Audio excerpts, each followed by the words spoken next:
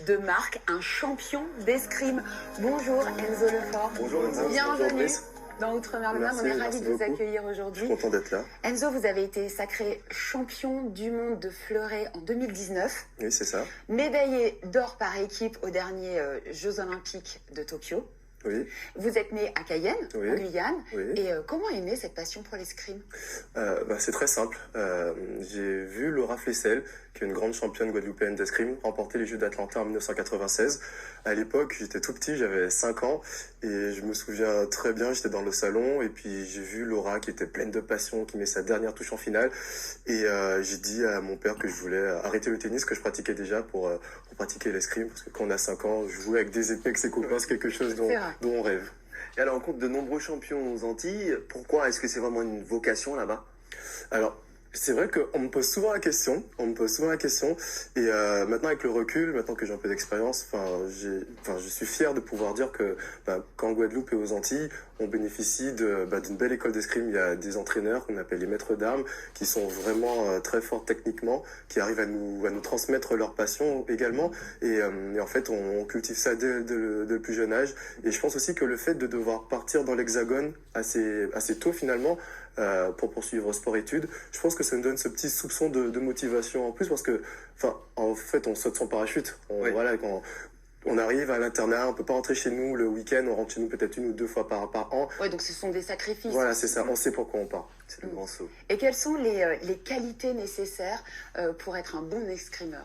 Alors c'est la raison pour laquelle j'adore mon sport, c'est que c'est pas un sport où une seule qualité est nécessaire. Il y a des qualités techniques, physiques, tactique, mentale, et en fait il faut vraiment maîtriser toutes ces compétences pour être un escrimeur complet. Donc c'est ça qui est très intéressant, et c'est pour ça aussi qu'on retrouve des gabarits différents. Moi je suis grand, je mesure 1m90, mais voilà, j'ai des coéquipiers qui font 1m75, 1m80, il y a toutes les morphologies, et c'est ce qui est bien, c'est le fait d'essayer de s'approprier un peu la technique à ses propres qualités.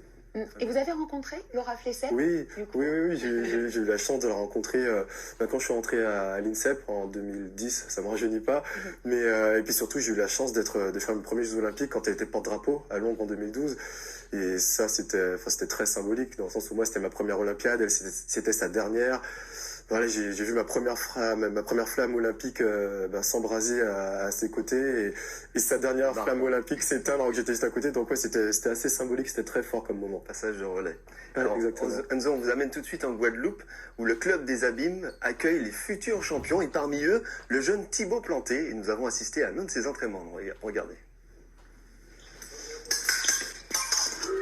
Allez, viens quand tu veux. Mais mets-toi dans le combat avec moi. Voilà. Je connaissais vraiment pas l'escrime. C'était un sport que, même de nom, ça me parlait pas, vu que j'avais que 5 ans. Mais à la télé, je regardais plutôt Zorro, du coup, je connaissais entre guillemets. Mais le sport en lui-même, je ne connaissais pas. Allez, voilà. Allez, on va 10 secondes. Allez, tu fais là.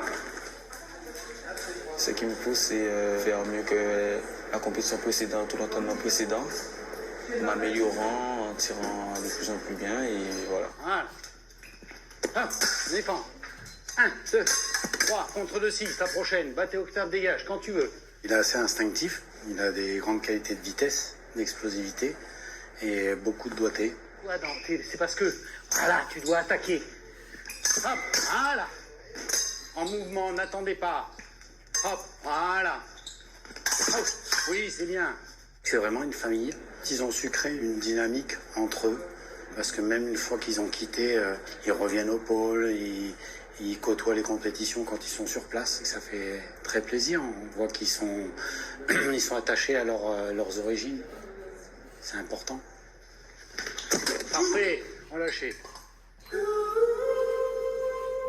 Ces images d'entraînement de Thibaut, ça vous rappelle des souvenirs, Enzo? Oui, ça me rappelle beaucoup de souvenirs, parce que je me suis entraîné 1 an aux Abîmes, dans cette même salle d'armes, le Krebs, et c'est vrai que ça rappelle pas mal de choses. C'était la même salle, il y a eu peut-être quelques petites améliorations, mais oui, c'est vrai que ça me ramène des années en arrière. Alors Enzo, est-ce que c'est une discipline que vous aimeriez transmettre à votre tour? Oui, totalement, parce que au-delà de l'escrime, le sport, pour moi, c'est une formidable école de la vie. J'ai rencontré énormément de personnes, j'ai énormément voyagé grâce à l'escrime. Et c'est vrai que on l'oublie, mais l'escrime c'est un sport de combat au même titre que le karaté, le judo. Donc il y a un code en fait.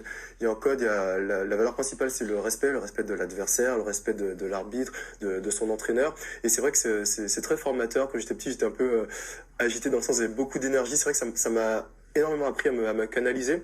Et si je peux transmettre mon sport qui gagnerait, je pense, à être plus connu, je le ferai volontiers. Et quels sont les projets, les prochaines compétitions? Alors, les prochaines compétitions, on est en plein dedans. On a une saison qui était un peu perturbée par le contexte sanitaire. Et là, en fait, tout s'enchaîne. Il y a un mois, on a appris qu'on allait faire un petit rush de 5 compétitions en 6 semaines. C'est énorme. 2 compétitions nationales, dont 3 à l'étranger. Donc, on a respectivement la Serbie, la Bulgarie, ensuite la Corée du Sud.